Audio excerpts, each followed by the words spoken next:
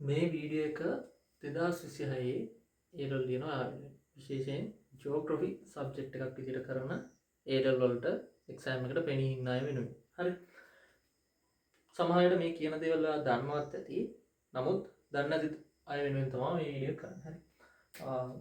ඔයාලට දන්නවා first paper එකේ හරි ෆස්ට් පේපර් එකේ කොටස් තුනක් එනවා.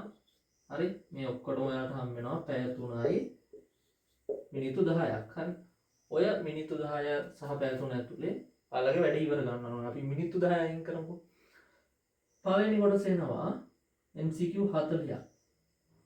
දෙවෙනි කොටස එනවා මැට්‍රික්ස් සිතියම් ප්‍රශ්නෙට ලකුණු 20යි. සිතියමක ස්ථාන 10ක් ලකුණු කරන එකට ලකුණු 10යි. තුන්වෙනි කොටසේ ප්‍රශ්න 4ක් එනවා. ඒ ප්‍රශ්න 4ෙන් දෙකක් තෝරගෙන ලිව්වම 15 2 30යි. හරි.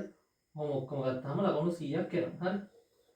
දැන් මේ කාලය කියන එක ඔයාලට සමහර විට ඔයාලා පේපර් ලියලා නැත්තම් මේදී හරිද? ලියලා ප්‍රැක්ටිස් කරලා නැත්තම් කාලය කියන එක අතිශය වැදගත්. මොකද විභාගෙට ගිහම ඔයාලට කාලය යනවා තේරෙන්නේ නැහැ. හරි.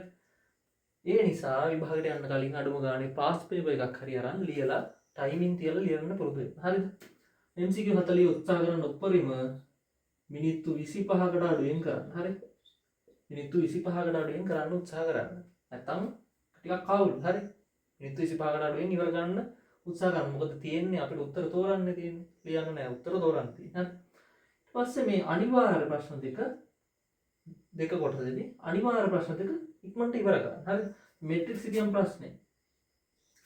ඉස්සර ප්‍රශ්න උත්තර කියවන්න බලන්න ඔයාලට මොනවද කරන්න කියලා තියෙන්නේ. ප්‍රස්තාර කොලයක් ගන්න ඕනද? ඒ කියන්නේ ඔයාලට හරස් කඩක් අඳින්න දීලා තියෙනවා නම් ප්‍රස්තාර කොලයක් දෙනවා.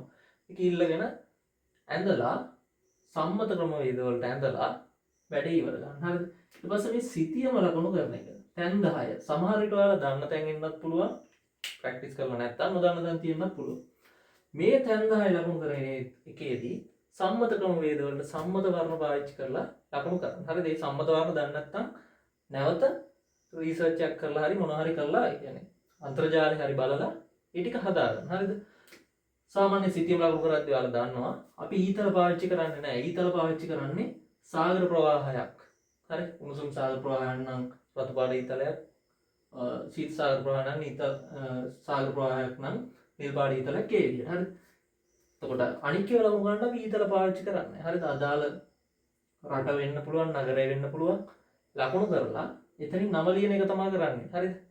සම්මත ක්‍රම වේදයට හැදිලා නම ලියනවා. ඊතල පාවිච්චි කරන්නේ නැහැ සාගර ප්‍රවාහ වලට හැදෙන්න. හරි. ඊට පස්සේ ඔයාලගේ අවසාන කොටසේ තුන්වෙනි කොටසේ එක පත්‍රේ මේ කොටස් දෙක තියෙනවා. ප්‍රශ්න දෙකක් ඔයාලා තෝරගන්නවා. කොටස් හතරක් තියෙනවා. ප්‍රශ්න දෙකක් ඔයාලා තෝරගන්නවා. ඒකෙදිත් ඔයාලා බලන්න ඔයාලට ලියන්න පහසුම ප්‍රශ්න දෙක මොකක්ද කියලා. අපි එහෙමනේ කරන්නේ. දැන් ඔයාලා පළවෙනි ප්‍රශ්න ලේසි කියලා ඊටු ප්‍රශ්න ටික දන්නේ නැත්නම් ඒක තෝරන්න තේරුමක් නැහැ. මේක තෝරගද්දී අනිත් දේ තමයි බලන්න ඔයාලා ප්‍රස්තාර අඳිනවා නම් අනිවාර්යෙන් ප්‍රස්තාර වලයක් හම්බුනේ නැත්නම් ඊළ ගන්න. හරි. ඒවට දෙනවනේ. ඒකට ප්‍රස්තාර වල එක්ස්ට්‍රා එන්නේ නැහැ ගානට එවන්නේ. ඒ නිසා දෙන ප්‍රස්තාර වලේ නිවැරදිව අඳින්න පැන්සලක් ගන්න. පැන්සලෙන් ඇඳලා පස්සේ පෑනෙන් අඳිනවා නම් අඳින්න. හරි. ඒ ටික මතක තියාගන්න. මේ මතක් කිරීමක් විතරයි. හරි. ඊට පස්සේ දෙක පත්‍රයට ආවම හරි දෙක පත්‍රේ කියන්න ඕන ඒකෙත් පළවෙනි කොටස සහ දෙවෙනි කොටස කියලා දෙකක් තියෙනවා. මේකේ භෞතික එනවා. හරි භෞතික එනවා. මානුෂ එනවා. හරි මානුෂ එනවා. දැන් මේකේ ප්‍රශ්න හතරක් යනවානේ. මේකේ ප්‍රශ්න හතරයි මේකේ ප්‍රශ්න හතරයි. මේ ඔක්කොම ව්‍යුහගත රචනා ප්‍රශ්න. මේකටත් පැය 3යි මිනිත්තු 10යි. හරිද? ඔය මිනිත්තු 10 අපි අයින් කරමු පේපර් එක අමුණන්න ඕනේ මේ පිටු ටික පිළිවෙලට හදා ගන්න ඕනේ. හරි. ඒවට අයින් කරමුකෝ. ඔය මිනිත්තු 10 පැය 3න් පැය 3ක් කියලා කියන්නේ මිනිත්තු 180යි. බෙදලා බලන්න ඔයාලට ප්‍රශ්න 5ක් ලියන්න ඕනේ. 185න් බෙදපුවම කීයද? 3යි. හරි. 30යි. පස්වරක් 6යි. ඔව් 6යි. හරි. එතකොට එක ප්‍රශ්නයකට ඔයාලට හම්බෙන්නේ මිනිත්තු 30ක් වගේ පොඩි කාලයක්. ඔයාලට ඒකට තේරෙනවා මේ එක ප්‍රධාන ප්‍රශ්නයක රෝම ඉලක්කම් 4ක් තියෙනවා නැත්නම් 5ක් වෙන්නත් පුළුවන්. මොකද එක රෝම ඉලක්කමක් ඇතුලේ ආ කියලා කොටස් දෙකකට බෙදලා තියෙන්නත් පුළුවන්. හරිද? එතකොට ප්‍රශ්න පහ. ඒ නිසා මේ සීමිත කාලේ තමයි ඔයාලට හම්බෙන්නේ. හිතන්න බෝරූප ප්‍රශ්නක වගේ ඔයාලට බෝරූප අඳින්න කියලා නැතුව ඔයා බෝරූපයක් ඇන්දොත් අන්න එතන කාලය පිළිබඳ ගැටලුවක් එනවා. හරි? ඒ නිසා බෝරූප අඳින්න කියලා තිබ්බොත් විතරක් අඳින්න කියලා නැත්තම් අඳින්න යන්න එපා. මොකද ඔයාලට ඊළඟ ප්‍රශ්නට කාලෙ මදි වෙනවා. හරි? අඳින්න කියලා තිබ්බොත් අඳින්න නැත්තම් අඳින්න යන්න එපා. හරි? අනිත් එක තමයි ඔයාලගේ දන්නා හැම රෝම ඉලක්කම් ප්‍රශ්නයක් අවසානෙම ලකුණු ගාන දීලා තියෙනවා. හරිද? ලකුණු කීයක් දෙනවද? ලකුණු 2ක්ද? හරි? 4ක්ද? 6ක්ද කියලා දීලා තියෙනවා. මේ ලකුණු දෙන්නේ නිකන් නෙවෙයි උත්තරේ ගැන අදහසක් ගන්න. හරිද? හිතන්න කරුණු 4ක් ඔයාලට විස්තර කරන්න දීලා ලකුණු 6ක් දෙනවා කියලා කියනවා. මේකේ තේරුම ඔයාලට ඔලුවට එන්න ඕනේ එක කරුණකට ලකුණු 1/4 ගානේ 4ක් තමයි ඔය 6ක් කියලා කියන්නේ. එහෙනම් මේ කරුණු ටික ඔයා එක ගොඩේ ලියලා තේරුමක් නැහැ. කරුණු 4ක් විස්තර කරන්න කිව්වොත් කරුණු 4 වෙන වෙනම ලියන්න. හරිද? පළවෙනි කරුණ ලිව්වා. ඒ යටතේ විස්තර කරා. උදාහරණත් එක්ක පිළිතුර තහවුරු කරා. ආයේ දෙවෙනි කරුණ ලිව්වා. ඒ යටතේ විස්තර කරා. උදාහරණත් එක්ක පිළිතුර තහවුරු කරා. මෙහෙම 4ක් ඔයා ලිව්වහම පේපර් එක බලන කෙනාට උනත් ලේසි. යා ගානට උත්තර ටිකට එකමාරක් ගාන බෙදාගෙන යනවා සම්පූර්ණ ලකුණු ගත්ත හැකි. හිතන්න ඔයා මේ ඡේදයක් වගේ උත්තරයක් ලිව්වොත් පිළිතුර අසාර්ථකයි. ලකුණු නිශ්චිත ප්‍රමාණය හම්බෙන්නේ නැහැ. පිළිතුර පැහැදිලිත් නැහැ. ඒ නිසා කරුණු 4ක් පැහැදිලි ගන්න 4ක් වෙනම පැහැදිලි ගන්න. 3ක් නම් 3ක් වෙනම පැහැදිලි ගන්න. දැන් හිතන්න ලකුණු 6 ප්‍රශ්නයකට ඔයාලට ලකුණු 3ක් දෙනවා කියලා කියන්නේ. නෑ ලකුණු 6 ප්‍රශ්නයකට 3ක් පැහැදිලි කරන්න කියලා තියෙනවා කියලා කියන්නේ. දෙවරක් 3 6ක් හම්බෙන්නේ කියලා ඔයාලට තේරුම් ගන්න ඕනේ. හරි? ඒ නිසා කරුණු වෙන වෙනම පැහැදිලි කරන්න. ඔයාලට ඉතින් උත්තරේ තව පිළිවෙල ගන්න ඔයාලට ලස්සන ආරම්භයක් ගන්න පුළුවන්. රූල් දෙක විතර පොඩි ආරම්භයක් ගන්න. ඊට පස්සේ කරුණු වෙන වෙනම පැහැදිලි කරලා අවසානෙකුත් ඔයාලට තියන්න පුළුවන්. රූල් දෙක විතර අවසානයේ තියන්න මෙසේ පැහැදිලි කර හැක. ඒ වගේ දා. හරි?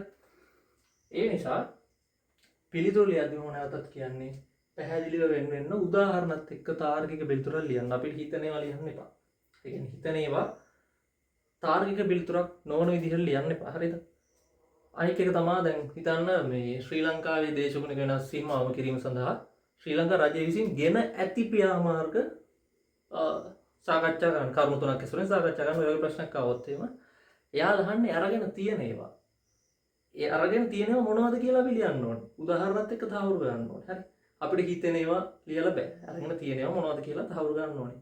ඉතින් තව මාසයකමාරක් වගේ තියෙන්නේ. ඒක නිසා මේ කරුණු කිහිපය ගැන පොඩ්ඩක් සැලකිලිමත් වෙන්න. මොකද විභාගයේදී ඔක මතක් වෙන්නේ නැහැ. හරි? එක කොටේ උත්තර ලියන්න එපා. අපරාධය. ඔයාලා දන්න දේ පිළිවෙලට ලියලා නැත්තම් අපරාධේ ලකුණ. හරි? සමහරවිට ඔයාලගේ ඔළුවේ කරුණු තියෙන්න පුළුවන්. හැබැයි ලියන්නේ කොහොමද කියලා දන්නේ. හරි? අනික එක තමයි ඔයාලා විභාගයට උත්තර ලියද්දී අවසාන රෝම ඉලක්කම විතර ඉද්දී ඔයා හිතන්න දැන් රෝම ඉලක්කම් 4ක් තියෙනවා. මේ පළවෙනි ප්‍රශ්නේ කියලා හිතමු. 1යි 2යි 3යි 4යි මොන 4ක් තියෙනවා. මේ 4 වෙනි එකේ ඔයාලා දැන් මේ 4 වෙනි එක හොඳටම ලියන්න දන්නවා. හරි? කියන්නේ කරුණු ඕනෑමටත් වඩා දන්නවා. ඔයාලා මොකද කරන්නේ? ඊළඟ ප්‍රශ්නට යන්න නැතුව මේකට පුළුවන් තරම් ලියනවා. හරි? ඔයාලා කොච්චර ලිව්වත් දෙන්නේ ලකුණු 6යි නම. ලකුණු 6ම තමයි. හරිද? ලිමිට් එක එක්සීඩ් කරන්න එපා. ඔයාලා මේ ප්‍රශ්නෙම රැඳිලා හිටියොත් ඊළඟ ප්‍රශ්නකට වෙලාව මදි. මම කිව්වනේ. විනාඩි 36 එක ප්‍රශ්නයකට තියෙන්නේ. කාලය සීමිතයි. හරි? ඔයාලා දැනගෙන අනික් ඒවාට උත්තර දැනගෙන හරියට ලියා ගන්න බැරි වුණොත් ඒක අපරාධයක්. ඒ නිසා විභාගයට යන්න කලින් අනිවාර්යෙන් පේපර් ලියලා ප්‍රැක්ටිස් කරලා යන්න. ඔයාලා දැන් මුකුත්ම ලියලා නැත්නම් අඩුම අන්තර්ජාලයෙන් හරි පාස් පේපර්ස් ටිකක් අරගෙන තනියම ලියලා ප්‍රැක්ටිස් වෙන්න. පැය 3යි මිනිත්තු 10යි වෙලාව තියලා ප්‍රැක්ටිස් වෙන්න. හරි? ඊට පස්සේ අවසානයේ එක්සෑම් එක අවසානයේ ඔයාලට පේපර්ස් එක අමුණන්න කියලා කියනවා. මේ වෙලාවට පිටු අංක දාලා ලස්සනට පේපර් එක අමුණලා දෙන්න.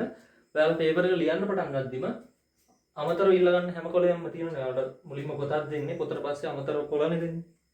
මේ අමතරව ඉන්න ගන්න කොලේ උත්තරේ ලියන්න කලින් ටක් ගාලාම කෙලවරකින් පොඩියට දාගන්න 1 2 3 කියලා පිටු අංක දාගන්න. නැත්නම් අවසානට ඔය අමුණද්දි හරි කචල් එකක්. හරි. ඉතින් විභාගයට සූපපතනවා විභාගයට ජය වේවා. හරි. මම මේ පොඩි මතක් කිරීමක් කරේ මේ කියපු කරුණු ඔයාලට වැදගත් වෙයි කියලා හිතනවා.